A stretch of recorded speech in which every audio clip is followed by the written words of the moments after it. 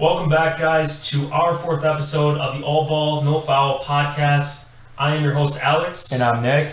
And we are going to be talking again about the NBA and the 2022-2023 season. Nick, what are we going to be talking about today? We're going to be talking about interesting topics. Injuries are starting to pile up now, and we're going to talk about, are we seeing more of a common theme in today's game or something we just haven't paid much attention to as fans? And other than that, we're going to be talking about load management and how that's starting to affect, teams, chemistry and stuff, because, you're seeing players are starting to not play a lot of back-to-backs, and that's a topic to talk about with the whole chemistry issue, and obviously we're going to be talking about, three teams that are still not getting talked about a lot in the media, and we want to give them their props and their respects because they're playing great basketball right now.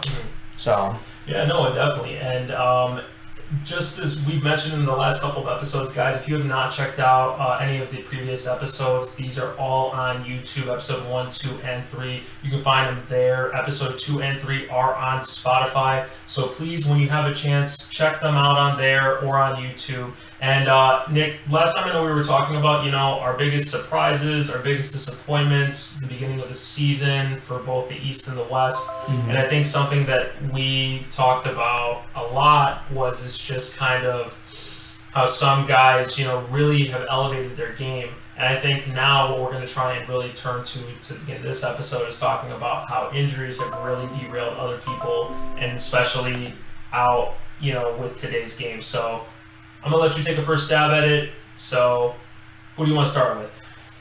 Yeah, we could start with, James Harden. He's going to be out for a month, and, he's had some injuries in his history. Yeah, I would say so. Yeah. I would say that his one of the biggest things with Harden is that it's been his hamstring the last couple of years, and really for him, I think that something that he has constantly been battling because he's not kept himself in shape. I know the foot, and like you're right, it's been almost about a month actually since he went down, and the Sixers have been, they've been okay. Mm-hmm. And obviously, you don't have another ball handler like a James Harden. I know that Tyrese Maxey has also been hurt. So, having Maxey, Harden, and Embiid out all at the same time, and the Sixers were still winning games was pretty impressive. Yeah, they're a game over 502 right now. So, and it's a very tight, race in the Eastern Conference. So, they're hanging in there right now. And once they get much healthier as a team, and you're going to start seeing some separations, and I think Philly will definitely be, a top 4 or 5 seed in the Eastern Conference. Oh yeah, no, definitely. And I think they're a team that right now, even though there's been injuries to start the year, mm-hmm. Hopefully nothing else comes up. I think as long as Embiid stays healthy, I think if Harden can stay healthy and put up the numbers that he was putting to begin the year, but they're actually resulting into wins, I think this team could be very well a top 4 seed in the East. And I mean, when we look at a lot of other things too, when we talk about, playing with teams, I really feel like, and I don't know if you agree with this, but I see it almost feels like a lot of guys get hurt more today than in the past. And do you feel like maybe we just didn't pay attention to that in the past, or is it just more the way the game is now? I think it's just the way the game is now, especially the game is a lot up more, quicker tempo, a lot of, it's a lot of jump shots, and, a lot of teams that are really not using the full 24 seconds to get a shot up now. It's just much more possessions now, and, it's still an 82-game season. There's a lot of back-to-backs, of course. And that's why you're starting to see a lot of these, star-level players that are getting a lot of playing time, unfortunately get hurt, and they're not 100% in the playoffs, like Joel Embiid, for example. Oh, yeah. It's happened the last couple of years where he's in the MVP discussions, and then he gets hurt, and he comes back. He's still incredible, and then in the playoffs, he gets banged up right before the playoffs. It's just happened. 100%. Yeah, it just happens at the worst possible outcomes for a lot of these players. Yeah. I mean, like, even if you look at somebody like Paul George, Yeah. you know, I think he's been somebody who definitely has had injury problems, you know, the last couple of years. And it goes back to, the nasty ankle injury that happened during a USA practice, you know, back in, was that... it was a scrimmage. Yeah, they did the 2014, USA scrimmage, right? yeah. Yeah, Mm-hmm. and, you know, I mean, like, ever since then, he's had injuries here and there, but I know, like, this year, it just seems with the Clippers, it's just him, the mysterious Kawhi, right? I mean, we don't know when he's ever going to come back. Obviously, John Wall's not playing back-to-backs just based off of his knees and, you know, them not trying to rush him into too many games. And I think also another person, too, that's been out for them is Norman Powell with a groin injury. So, you know, it does bring the question of the way the game is played, like you said. It just kind of feels like more guys are getting hurt more often. But again, the pace of the game is a lot quicker than it was even 10, 15 and players years are much more athletic now, and, you know. Yeah. I mean, let me ask you, you know, what about somebody as athletic as John Morant? Do you see something bad happening to him? I mean, we've already seen that a couple times, you know, and it's very unfortunate, you know, because we always want to see our star levels on the court, no matter what. Even the fans that are going to these games, they're paying a lot of money for tickets and stuff, you know, and they go to see that star player. And of course, the one game that they're able to go to, sometimes it just doesn't play in their favor. And John Morant, you know, I just hope it doesn't happen to him what has happened to Derrick Rose. Oh, yeah. No, you know, even John Morant was in the MVP conversation. The only reason why he fell out of the MVP conversation is because he missed 20-something games. He missed that, you know, that rule that they have that you have to play a certain amount of games. And since he missed that cutoff, he wasn't able to be in the MVP discussion by the end of the season. Yeah, and I mean, it's unfortunate too for like John. Like last year, he was having a great year. I mean, it was crazy. I think what the Grizzlies still went like 20. Yeah, it was something, insane. and like I don't have the record right in front of me right now. And he got hurt in the playoffs too. But you know, I feel like with him, one of the biggest fears that I have is he's just gonna land on a knee weird one of these times. I mean, he's such an uber athletic guy. He can get up. He can block and contest anybody. I know we were talking about this earlier before the podcast, but you know, like he's a guy that can literally just block you 2 hands up on the glass. Yeah. And I mean, like his leaping ability, his vertical is insane, and I feel like your knees degenerate over time, and especially you know that's what we saw happen with Rose. And there's been other guys too. Even Russell Westbrook has had injuries. He had a torn ACL 1 year. John Wall. I mean, he's another point guard that, you know, unfortunately, really fast guy, but his knees just couldn't hold up after a certain amount of time. I mean, you know, I hope it's not something like Brandon Roy, you know, and I really am scared for like Lonzo Ball, you know, that's a guy I would be really worried about because it just is starting to feel like that. Like it's like every time he tries to ramp up, that knee's just not holding. So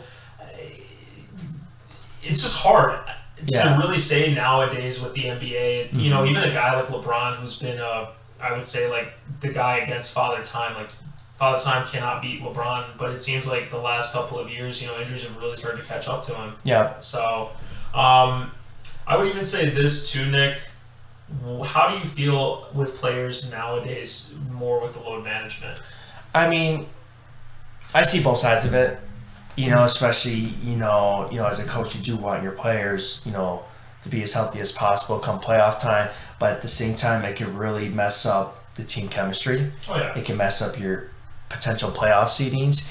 You could potentially be like a 4 seed if all your players, if you were able to play most of them. Not everyone's going to play 82 games, you know, but some of these guys that are not playing back-to-backs, you know, if they could have played 65 games instead of only playing like 52, 53, you know, that's really a big factor in the playoff seedings, especially when, you know, teams are only 1-2 games apart going into the last 20 games of the regular season. Yeah, and I mean, like, I feel like a team like, and I don't want to, you know, just say it's Kawhi, but a guy that really has been Mr. Load Management has been Kawhi. I mean, you know, back when they were the favorites, the year of 2019, 2020, and everybody was deeming them already as the best team in the league.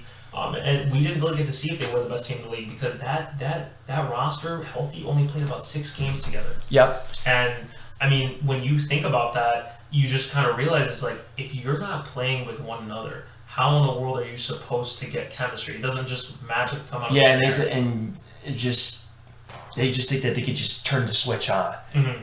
But it just doesn't work like that because you're going against a team that, that's been playing great basketball all year, Mm-hmm. And their players have been playing, and they've been playing together for the entire year. Yeah, I mean, like, that's why you see a team like the Warriors last year, win the championship because of the chemistry that they built with one another over the years of rapport, and they're able to, weather all the storms and stuff. And I mean, like, obviously, like, a team that is hurt, we saw with Chicago last year with their injuries. Yep. They weren't really able to play the season healthy, and that's why AK didn't want to blow up the team, because he's like, I didn't really get to see this team at full strength. We really don't know what it looks like at full strength because we only have seen a sample size. Yeah. And that's kind of the thing too, is like with load managing players, I feel like one of the things that, and I know it was introduced really with San Antonio, but the whole point of why Pop was doing it back then when you had the Duncan, Ginobili, and Parker era was because it was really to give guys rest because they were older and they were just trying to play for the playoffs. They weren't playing for every regular season game like some of these teams. And that's something that I think a lot of people just don't realize of why load management was a thing. So, Pop, thank you for giving us load management. You're a great coach, so no disrespect to you at all. I just when I think about it, like, load management, it starts in San Antonio. Yeah, absolutely. I couldn't agree more with that. So yeah, and I mean, like, that's gonna be one of the things too that I think moving forward in the NBA for years to come is that how players manage their time. I understand if you're coming back from an injury, you want to pace yourself, not play back to backs and stuff. It's beneficial for you, but I would say for a guy who would be fully healthy, why are you load managing? Some people pay hundreds of dollars to go see you play basketball professionally. What did Michael Jordan always say? He said that he wasn't going to not play if he couldn't, because somebody who spent their life savings came to watch me play. Yep. So I feel like with some of the players, you don't realize, like, these fans sometimes, they're just here because they really love you and what you do for their team. So I would just say, like, just, always remember, it's a fans league, but obviously, the players, if they're hurt, don't play through injury, but, if you're healthy, play. Yeah, absolutely. So, and that kind of leads us, Nick, I think more into the next topic. And, a couple teams, and I think that's something that we want to do with podcast is, really focus on some teams and maybe not just disappointments or anything, but I think 3 teams that need some recognition in the NBA right now. Absolutely. Would be, 1, the Pelicans. So let's talk about the Pelicans first, and then we'll get to our next 2. Absolutely. The Pelicans, they're number 2 in the Western Conference right now. Yep. They're 8-2 in their last 10 games. Mm-hmm. They have 7 players that are averaging double figures in the season right now. Like, that's a lot of depth. If you got 7 guys that are averaging double figures, 100%. You're going to be in the top 5 in the league in scoring easily. And Brandon Ingram has had a great year, but he's missed 8 games. Mm-hmm. Zion's missed 4 to 5 games, and CJ McCollum's missed a couple games too. Mm-hmm. And they're still managing, to play great basketball, and they're shooting well from the field. They're shooting 38% from 3, 49 from the field. And, this Pelicans bench is not getting talked about enough either.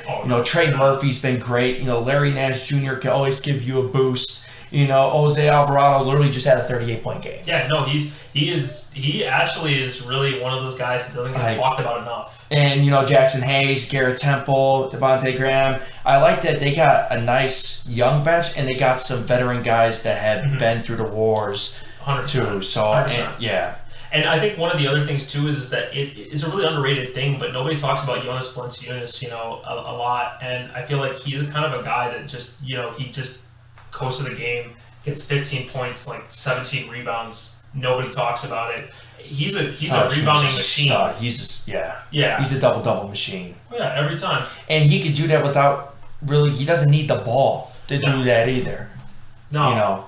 He's one of those guys that I feel like he's a complementary piece on a team. And I feel like with the way the Pelicans are constructed, obviously trading for CJ at the deadline last season, having Zion back too, I think is one of those really big things that I think they missed last year. Yeah. The evolution of BI's game the last couple of years has been something also that we've seen more and more, and I think, starting to see those Kevin Durant comparisons a lot more now than maybe a couple of years ago. Yeah. So he's shooting at a ridiculous clip from three, 246% for three. It's going to be interesting to see if Zion, how are they going to load manage him, especially, they're second in the West right now. Yeah. And CJ McCollum also, he hasn't had that good of a year either.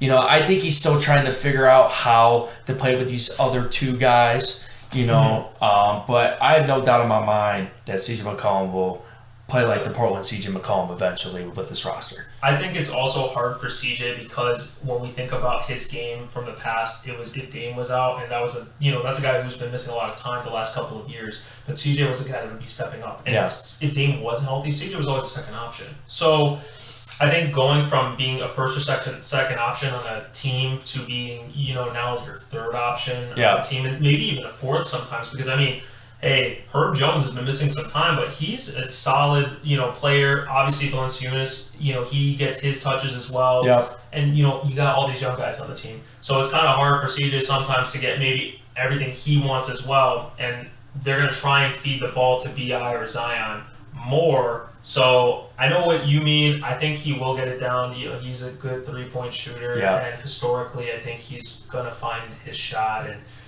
it'll only just take a matter of time. So, yeah, absolutely. I mean, do you think this Pelicans team could be a late playoff, like not just a first round exit, but maybe a second round team, or even depending on matchup? Yeah, that's right. That's exactly what I was gonna say. It's honestly just depending on matchups. But I wouldn't be surprised if they end up being one of the top 6 seeds. Like, it wouldn't shock me if they ended up being the 6th seed and they didn't have to play in the play-in.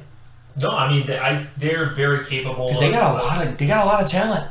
Oh yeah, no, they definitely do. I think their team itself has a lot of talent that they've acquired from trades. Mm-hmm. I think that's something that they have always made sure that they got back.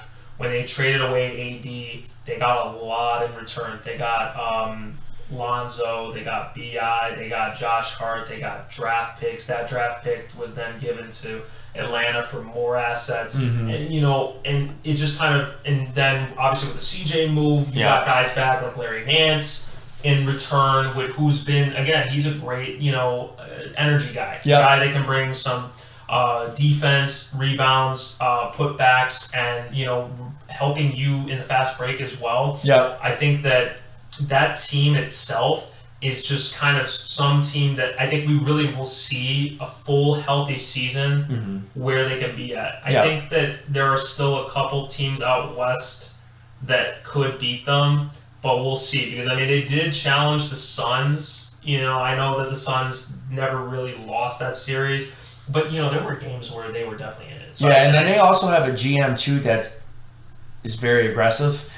So let's see what would happen at the deadline.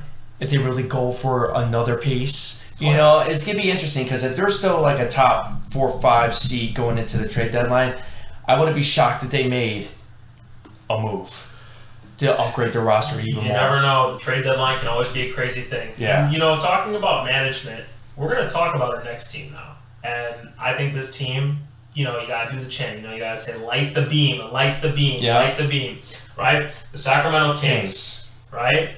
And where they've been at. So, Nick, what do we know about this team so far this NBA season? Yeah, they're currently sitting 5th, with a 13-9 record.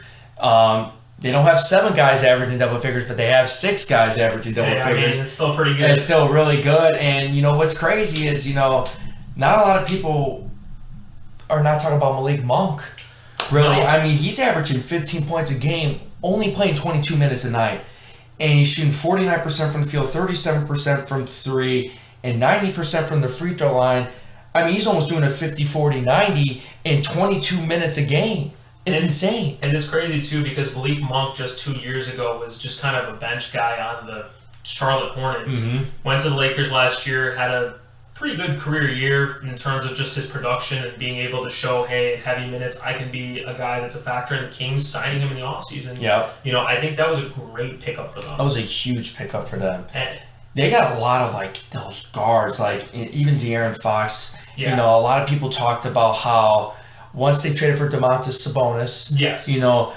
all these, experts and people in the media were talking about, it's the three-point era. How could you have your two best players on your team not being able to shoot the three ball? Mm-hmm. De'Aaron Fox is shooting 38% from three this year, and he's taking 5 attempts a game. So he's worked on it a lot in the offseason, and it's showing in his play right now. He's playing at an all-star level. He's averaging 23, I think 6 and 5. I don't have the stats in front of me. This sounds familiar. I was looking it up earlier. Yeah, if they're going to be in the top 6 going into the all-star break, I have no doubt in my mind he's going to be an all-star this year. Oh, yeah, and I think too, when you're talking about that with like De'Aaron Fox, I think he's been a guy since he went into the league. Mm-hmm. He's always been a guy that's getting you at least 20 a game. And something that you were talking about too, with the trade for Sabonis, I think there's 2 things that we got to look at too when we talk about that trade. And one thing is that I think the way that the front office made it sound was like, oh, we're going in for an all now move when you were the 11th seed out west, and it made no sense to you because you were not competing for a playoff position. To be honest, even if you made the play-in, you're probably going to get smoked in one of those play-in games. And it just didn't really make a lot of sense at the moment. I think the other thing that people were confused about was you traded not De'Aaron Fox, but Tyrese Haliburton, who, he's balling out of his mind right now. Let's be honest, Haliburton is a really good talent, and I think JJ Redick was a guy that's really, I know that they're buddies, and on his podcast he talks about it, where he really advocates for why Tyrese should have been the guy that stayed there and trade De'Aaron Fox. I know that Tyrese was really upset when he got traded last year to Indiana. He felt betrayed. He loved Sacramento, and that you don't hear that from players that have been on the Kings. He really wanted to stay in Sacramento. Yeah, yeah, definitely. And who's another guy too that they picked up in the offseason? Oh, another shooter from Atlanta. Kevin. 15 points a game. 47 from the field. He's shooting 42% from three. It's insane this year, and those off-season moves for Monk and Kevin, they have really paid off so far. 100%. It's given this team a huge boost, and we haven't even brought up Domantas Sabonis. Nope. And he's almost averaging a triple-double a night right now. Yeah. He's doing 17. 11 and almost 7, I think, for the year. So, him being the starting center, and you have Rashawn Holmes as your backup center, and you have guys like Terrence Davis and Harrison Barnes on your team. You have good wing players. And Keegan Murray. We're not even mentioning Keegan Murray. The rookie that's actually having a pretty decent rookie season right now, averaging about 11 points a game. I know his field goal and three-point percentage is a little down, but I think he's still trying to figure his spot on this team, because the Kings do actually have a lot of talent. They don't have I know De'Aaron Fox hasn't been all-star, but Domantas Sabonis has been a 2-time all-star, I believe. I could be wrong, but I believe he has been 2-time all-star. He's been a 2-time all-star. He was a replacement the 1 year, but I know that the other he actually made it the 1 year. He made it. Okay. He wasn't a replacement. It was the COVID year. He was the replacement. They don't have that consistent all-star stars, superstar-ish level player, but they just got a lot of good basketball players on this team. Oh yeah, like you said, it's not a star caliber team, but you have guys that are all-star level players that are playing on that team. It reminds me of the Atlanta Hawks when they were the 1 seed in the East. I'm not saying they're going to be the 1 seed in the West, but it gives you those vibes where, from top to bottom, they really didn't have any weaknesses, on their team, Yeah, and they're beating good teams too. It's not like they're just beating, they're beating the teams they should beat, but they're also beating some teams that are actually better than them. So I would say Sacramento, for the first time in a long time, I believe the last time they made the playoffs was 2006. You've been a franchise that's missed the playoffs for 16 consecutive years. It's pretty nice when your team's actually winning and you feel relevant all of a sudden. And I think, like you said, I'm happy for that fan base. Oh yeah. Monk and Huerter were your off-season moves, and obviously, going with your gut, saying we're going to take Sabonis and we're going to trade for him, I think was a huge shakeup, but something that the franchise needed. Yeah, And then the next team we're about to discuss right now is where that trade happened with the Pacers. And that's another interesting one. You know, we just talked about Tyrese Halliburton, and he's having a great year. I mean, when you're scoring at a good clip of like 19 points a game, you're leading the league in assists at 10.9. I mean, you can't ask for more than that, Nick. Yeah, even he's averaging 5 rebounds a game, and for a point guard, you know, if your point guard's giving you 5 rebounds a game too, I mean. Hey, you know, you're in pretty good company. You know, you're trying to get to those Westbrook type numbers, but I think that Tyrese is definitely going to have a great career. If it's not fully in Indiana, whatever team decides to pick him up next, which Indiana, you should not let go of this guy. He is definitely a franchise player. Mm-hmm. Who else is having a great year though, Nick? Because I think we haven't really talked about this guy yet. Yeah, you know, the rookie. Ben Mathurin. Yep. Averaging, 18 and a half a game right now. As of right now, he's probably the top runner. I think he would. I think Banchero is a close second, but he got hurt for a couple games. Yeah. I think Ben Mathurin has been the most healthy guy, but he's also been very consistent. And he even challenged. He said what did he say before he got drafted? He said that he was better than LeBron. He's like nobody's better than me. Yeah, he's gonna have to show me. Yeah. And what's very interesting too is because before the season started, you hear in the media a lot how, Miles Turner, Buddy Hield are on the trade market this year because Indiana's not going to be good at all. They're going to be one of the worst teams in the league. But it has not bothered neither Miles Turner or Buddy Hield. Like, Miles Turner's averaging 18 and 9 right now a game. And Buddy Hield is also averaging 17 a game and shooting 37% from 3. And they're currently sitting 12 and 11 in the East. That's actually at the 6th seed. And I think something that we did talk about before too, like before we started shooting today, was Mm-hmm. a lot of teams you're seeing kind of like around 500, a little bit below 500, Mm-hmm. a little bit above 500. So Indiana might stay around for a while because I don't think there's really any teams really like kind of like put themselves out of reach where they're like you can't even get them at this point. Like, I feel like that's a lot of teams. Yeah, it is a lot of teams, and especially, it is a very tough, Eastern Conference that Indiana's in, of course. So, especially they're,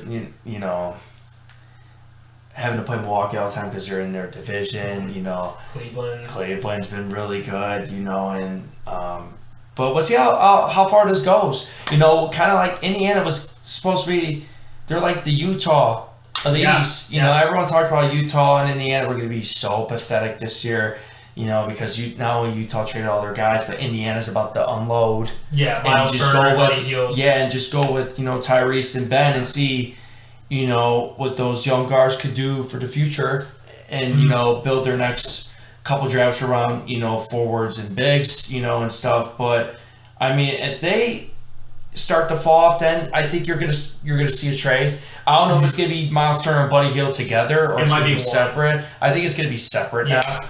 But it's gonna be interesting.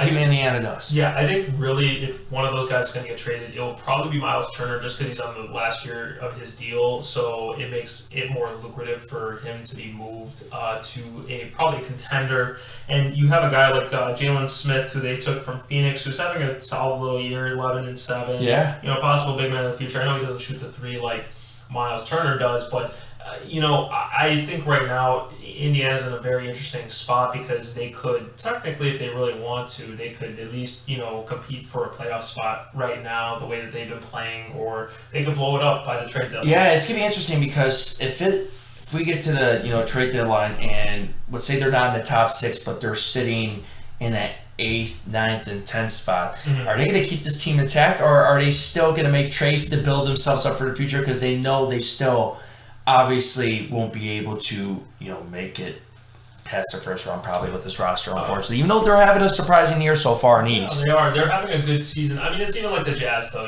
We could go back to the Jazz, too, and say the same thing. Are they going to trade, their guys that they have on the roster right now? I think the only guy that's probably not going to be touched is Laurie. I think just the way he's been playing, they don't want to trade him. But anybody else might be expendable. Malik Beasley, Jared Vanderbilt. Jordan Clarkson. Mike Conley. Really, honestly, Rudy Gay would probably be another guy. Yeah. I don't think anybody else on the team's untouchable. So that's going to be interesting. I think that if Indiana is in like that 9th spot, which I mean it's just kind of seemed like the last couple of years, they've always, except last year, they're kind of hanging around like the play-in. So to really see how they're playing with a roster, really, I would say like a 7-man rotation where you're playing Ben Mathurin, Tyrese Halliburton, Buddy Hield, Miles Turner, Jalen Smith, Chris Duarte, and I'm blanking on really the last guy that they're playing a lot, but that team doesn't look like a contender, or not really a contender, but a playoff team on paper necessarily, but they're playing a lot better than their expectations, like you said. So, Nick, if I had to take my early Rookie of the Year prediction right now, I definitely think the way Ben Matherin's playing, I can't see him losing to anybody. Yeah, he's playing great basketball right now. He's been playing with so much confidence this year. So, I'm very happy for him and his future. With that backcourt in the future is going to be something, man. Tyrese and Ben together. That's going to be nice. Dangerous. They could be dangerous, and I think Indiana and the team, maybe in 5 years, if they can get some other pieces around them, I think that they could definitely be a team that's going to have an opportunity to be dangerous, because I think as teams continue to age and you see guys start falling off, I think they're going to be part of that next generation of the NBA. Yeah. So I would say, Nick, before we, end our podcast for today, I would just say is let's talk about one thing that, really we're hoping to see in the next couple of weeks in the NBA. I want to see some separation in the standings and start to figure out what teams are going to want to do. Even with, I hate to say it, but with the Bulls, I don't want to bring up the Bulls all the time because obviously we're Bulls fans. But they're not at 14 right now. And it's not good. The roster that they had, they just don't gel together. So I'm wondering if they're going to start making moves, and if so, who? There's reports that just recently got brought up said, Zach and DeMar are not going anywhere. So does that mean, is it going to be Vooch? Yeah. Is it going to be, Kobe White's been playing great basketball, so, his value is the highest I think it will ever be, especially with the role that he's playing coming off the bench and stuff. So is Kobe White going to be on the move just because he's playing at a high I can see that. Level right now, playing off the bench? Or, now Patrick Williams, he just got demoted out of the starting lineup. That's somebody that we had so much hope for, and now is Patrick Williams going to be on the block? That's a very possible trade that could happen. I know that Pat Will's name has been involved in so many trades, especially for KD over the summer. I feel like with Bulls fans, we wanted to give the benefit of the doubt. Let Pat Will, come back, play healthy, he'll be better. And I think that's one of the things, and something that I want to even talk about too is just kind of we need to stop blaming the coaches for everything. Right now, I know Billy Donovan is starting to get on the hot seat with stuff, and obviously, yes, rotations do play a factor. I just think that maybe this team also just isn't constructed well enough to be where they need to be at. I agree 100%. I feel like we rely too much off DeMar, and that's not a winning basketball. Yeah, I just think, they just play too much isolation basketball right now, and they don't have that true point guard. They don't have that point guard that knows when to slow the game down, when to pick up the tempo. I love Ayo Dosunmu, I love Alex Caruso, but those are not mastermind players with the basketball that can orchestrate an offense. We just don't have that, and we do have it in Lonzo, but we don't know how long he's going to be out. And the news that keeps coming out, it looks like it's getting worse and worse with him. Yeah. So I wouldn't be shocked if he ends up just not playing this year, especially the way that this team is looking right now. If the Bulls end up not making the playoffs, or if they somehow, the way that they're playing right now, are they even going to make a plan?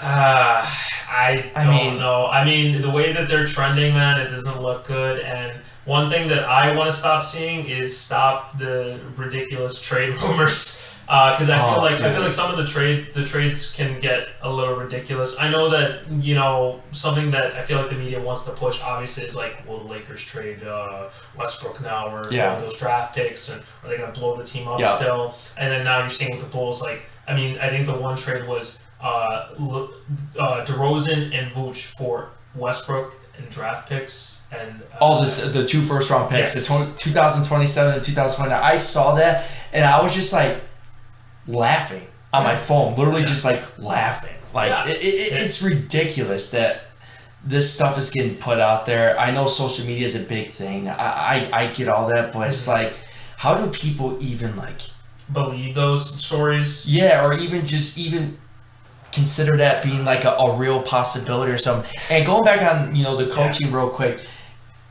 I get it just doesn't make sense. Why does the coach end up always being the scapegoat? Yeah. Where, the Bulls issues were, they don't have consistent perimeter 3-point shooting. Yeah. Front office, you did not answer that problem. No. There's problems that, that front offices are supposed to do, but sometimes it just ends up not happening. So it ends up, the coach is getting all the blame. Where people should be, especially with Billy Donovan, it's not all his fault. I think there's some games you could question the rotation. For example, the one game with the whole Zach LaVine where he shot maybe 1 of 14. I forgot what game that was. It was in the end he got benched. Yeah, and then he benched him. I understand he had a bad game, bad shooting night. I get it, but at the same time, he's a $215 million man. He's been an all-star consecutive years. I did not have him on the floor. I mean, I get it. He had a bad night. Everybody goes through bad nights, but it's like if DeMar had a 1 through 14 night, you're telling me you ain't gonna have him in a close game situation? I know you're going to, because DeMar could still hit that shot if you really needed him to. I agree with you. Everything you're saying in that point. Yeah. I think one of the things too was that their front office also just kind of relied, we have Lonzo Ball and he can shoot the three well, right? But you don't have Lonzo. He's actually been hurt since January, so you don't have your 3-point knockdown shooter that you wished you did for when you signed him for that 4-year deal. LaVine is a volume shooter. I know he can shoot the three well, but that doesn't necessarily mean he's always going to shoot the three well. And even Vooch, Vooch can have games where he's hitting the three, or he's either hot or cold with him, especially with the perimeter. Yes. And I feel like too, like they just don't get him enough touches in the paint still.